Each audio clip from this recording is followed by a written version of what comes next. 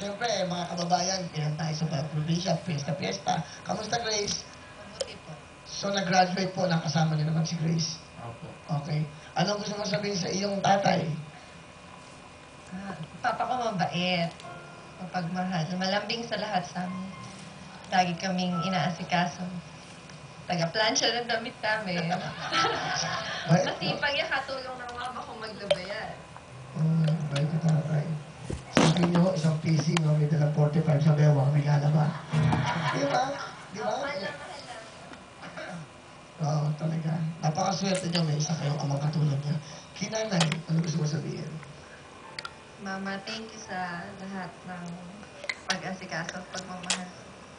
We love you po. Papa, Mama. May boyfriend na ho ba si ano? Kasama siya. Anak na, may apo na. May apo na kayo. Tatlo na po. Tatlo na. Parang dalaga ka pa, ha?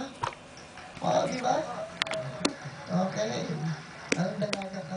Talaga. Kala ko nga. Elementary ka pa lang, eh. Alright, alright. Ngayon, tatay. Anong gagawin nyo?